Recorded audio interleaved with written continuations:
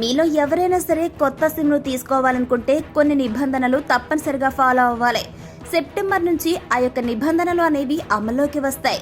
ఇందులో భాగంగానే టెలికమ్యూనికేషన్స్ చట్టం 2023లో తీసుకొచ్చిన నిబంధనల్ని డిపార్ట్మెంట్ ఆఫ్ టెలికమ్యూనికేషన్స్ త్వరలోనే అమలు చేసేందుకు సన్నాహాలు చేస్తుంది.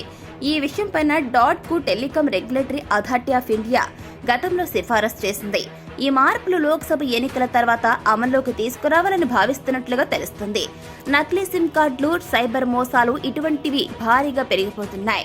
అయితే ఇటీవల కాలంలో ఇలాంటి విషయాల్లో మోసాలు ఎక్కువగా జరుగుతున్నాయి కాబట్టి ఇతరుల ఐడి ప్రూఫ్లతో సిమ్ కార్డులు తీసుకుంటే నేరాలకు పాల్పడుతున్న కేసులు భారీగా పెరుగుతుందని మనం చూస్తూనే ఉన్నాం. ఇలాంటి వాటికి చెక్ పెట్టేందుకు కేంద్ర ప్రభుత్వం సిద్ధమైంది.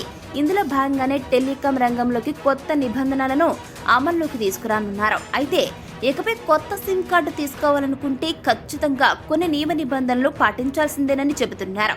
ఇందులో భాగంగానే టెలికమ్యూనికేషన్స్ చట్టం 2023లో తీసుకొచ్చిన నిబంధనల్ని డిపార్ట్మెంట్ ఆఫ్ టెలికమ్యూనికేషన్స్ అంటే త్వరలోనే అమలు చేసేందుకు సన్నాహాలు చేస్తుంది.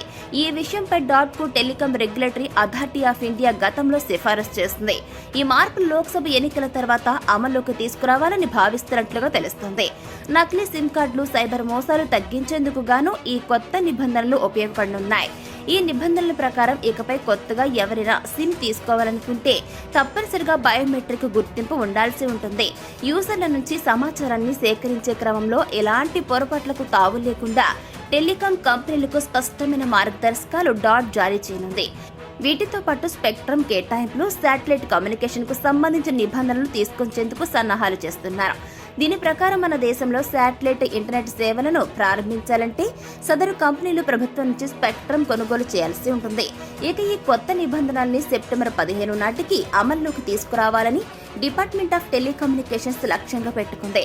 టెలికాం రంగంలో నియమ నిబంధనలకు సంబంధించి చాలా ఏళ్లుగా కొనసాగుతున్న ఇండియన్ టెలిగ్రాఫ్ చట్టం, ఇండియన్ వైర్లెస్ టెలిగ్రాఫ్ చట్టం, టెలిగ్రాఫ్ వైర్స్ చట్టం స్థానంలో కేంద్ర ప్రభుత్వం కొత్త చట్టం తీసుకొచ్చింది.